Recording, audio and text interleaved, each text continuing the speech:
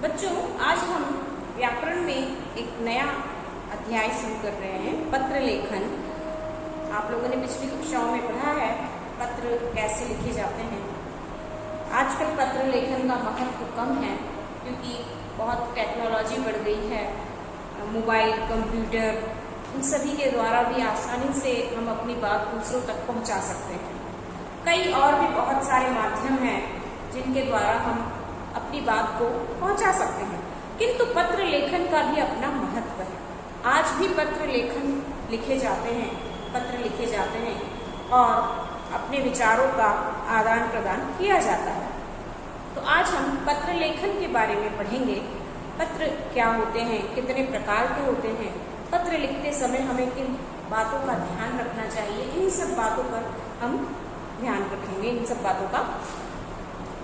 तो सबसे पहले हम देखते हैं पत्र क्या होते हैं।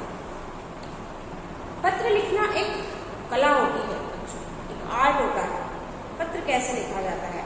हर व्यक्ति अगर कोई अनौपचारिक पत्र लिख रहा है तो उसकी अपनी भाषा होती है।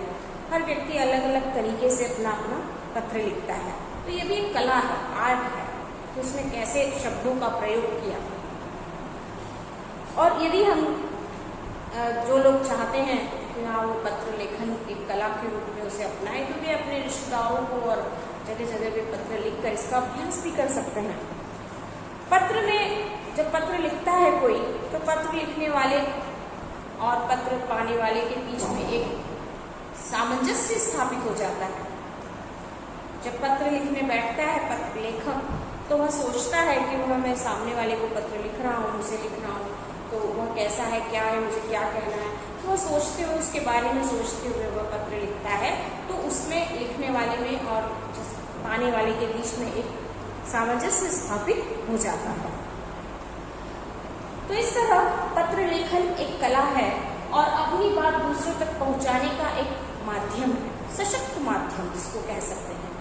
कि आज भी पत्र लेखन का महत्व बना हुआ है। इतनी टेक्नोलॉजी के बीच भी पत्र लेखन बहुत महत्वपूर्ण है, इसलिए इसके बारे में जानना आपके लिए अति आवश्यक है, बहुत आवश्यक है। तो पत्र अपनी बात दूसरों तक पहुंचाने का माध्यम होते हैं। पत्र लिखते समय हमें कुछ बातों का विशेष ध्यान रखना चाहिए, जैसे भाषा सरल और प्रभावशाली होनी। पत्र की जो भाषा है वो सरल हो और प्रभावशाली हो। प्रभावशाली कैसे होगी? कि आप शब्दों का जो चयन करें वो बहुत अच्छा करें। आम बोलचाल की भाषा के शब्द उसमें ना हो और उसमें बहुत अच्छे शब्द का चयन बहुत अच्छा हो और भाषा प्रभावशाली हो, सरल हो, सरलता से वो समझ में आ जाए पत्र कि आप क्या लिखना चाह रहे हैं, वो बात सरलता से सामने वाले तक पहुंच जाए। तो सबसे महत्वपूर्ण बात है कि भाषा सरल और प्रभावशाली होनी चाहिए पत्र की भाषा। दूसरा और ध्यान रखने योग्य हमारे लिए जो बिंदु है वो है लिखने का उद्देश्य स्पष्ट हो। कि पत्र लिखने का जो उद्देश्य है वह स्पष्ट होना चाहिए कि आपने किस एम से उसे पत्र लिखा है। जो भी पत्र आप सामने वाले को जिसे भी लिख रहे हैं, वो पत्र आपने किस उद्देश्य से लिखा है, वह उद्देश्य उससे बिल्कुल स्पष्ट होना चाहिए। तीसरा है कि कम से कम शब्द, कि पत्र अनावश्यक बहुत लंबा चौड़ा न होकर उसमें बहुत सीमित मात्रा में शब्द हो, शब्दों की सीमा हो, कम से कम शब्द हो। बहुत निबंध की तरह पत्र नहीं हो कि बहुत ही लंबा पत्र लिख दिया तो पढ़ेगा कौन, पढ़ने वाला भी सो जाएगा पढ़ते पढ़ते। तो पत्र छोटा हो, उसमें कम से कम शब्द हो और उद्देश्य स्पष्ट हो कि जो आप कहना चाह रहे हैं वो एकदम स्पष्ट हो। तो यह ध्यान रखने योग्य बात है कि उसमें शब्द कम होना चाहिए, उद्देश्य स्पष्ट होना चाहिए, भाषा सरल और प्रभावशाली होनी चाहिए। और अगला पॉइंट है रोचक, प्रभावशाली और उत्सुकता का भाव उसके अंदर होना चाहिए। कि पत्र बहुत रोचक होना, इंटरेस्टिंग होना चाहिए, है ना। बहुत इंटरेस्टिंग पत्र होना चाहिए कि आखिरी तक पढ़ने वाला पढ़ेगा कि अरे मैं आखिरी तक पढ़ता हूँ कि इसमें क्या है। प्रभावशाली हो, उत्सुकता हो, उसमें क्यूरियोसिटी हो, पत्र को पढ़ने में उत्सुकता बनी हो, है ना, कि अरे क्या क्या लिखा है, मैं पूरा पत्र अवश्य पढ़ूंगा। हम लोगों ने किताबों में कई बार हमने पढ़ा है पत्र आए हैं। जवाहरलाल नेहरू ने इंदिरा जी को पत्र लिखे हैं, महात्मा गांधी के बहुत सारे पत्र हैं जो आज भी संग्रहालयों में संग्रहित किए गए हैं, सुरक्षित रखे गए हैं कि आने वाली पीढ़ी उन्हें पढ़े कि वो इतने अच्छे पत्र लिखे गए हैं। उनकी भाषा, उनमें उनका उद्देश्य बहुत स्पष्ट है, सरल भाषा में, और बहुत महत्वपूर्ण पत्र वो माने गए हैं। तो पत्र लेखन एक कला है। अगर हम ध्यान रखने योग्य बातों का ध्यान रख के पत्र लिखेंगे तो हम भी एक बहुत अच्छा पत्र लिख सकते हैं। तो ये पत्र को लिखने में ध्यान रखने योग्य बातें हैं। अगला आता है पत्र के प्रकार। ये पत्र कितने प्रकार के होते हैं, पत्र कैसे लिखे जाते हैं, ये आपने देखा। पत्र कितने प्रकार के होते हैं? पत्र 2 प्रकार के होते हैं, आप सभी जानते हैं, पिछली कक्षाओं में आपने पढ़ा है, औपचारिक और अनौपचारिक। ठीक है, औपचारिक पत्र व्यावसायिक होते हैं, ऑफिशियली जो होते हैं।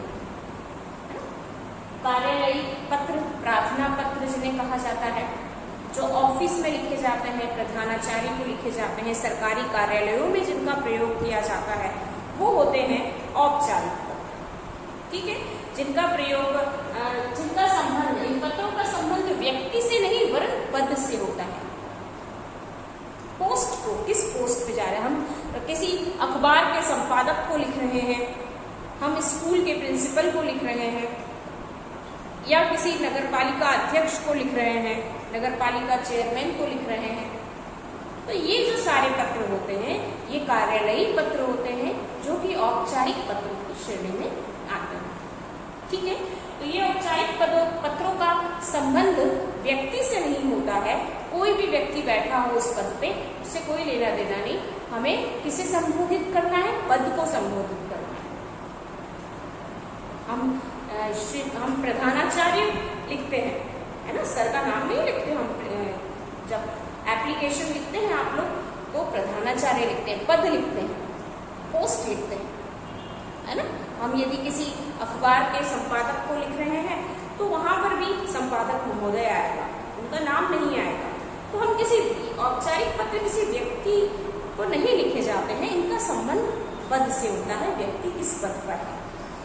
इसके बाद अनौपचारिक आता है। तो अनौपचारिक व्यक्तिगत निजी पत्र होते हैं,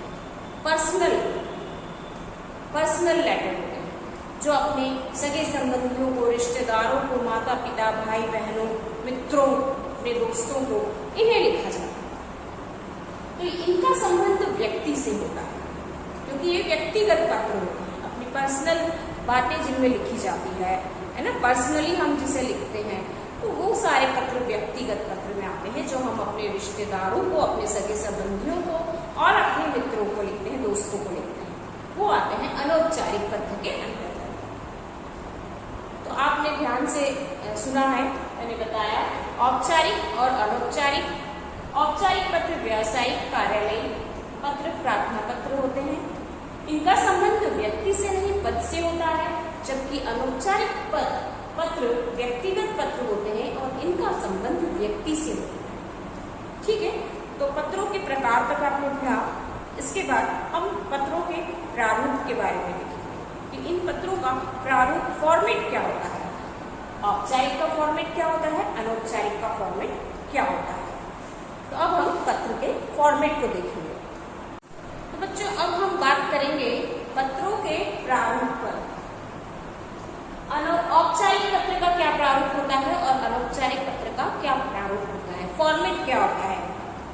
सबसे पहले हम देखते हैं औपचारिक पत्र। औपचारिक पत्र में आप ये बात अच्छी तरह से जानते हैं कि सभी पत्रों में, दोनों तरह के पत्रों में हमेशा लेफ्ट साइड से शुरू किया जाता है ना। सारी एंट्रीज किधर होती है, लेफ्ट साइड। ये आपको ध्यान रखना है, चाहे वो औपचारिक हो चाहे अनौपचारिक हो। दोनों ही तरह के पत्रों में आपको लेफ्ट साइड पर ही शुरू करना है और लेफ्ट से ही एंड करना है।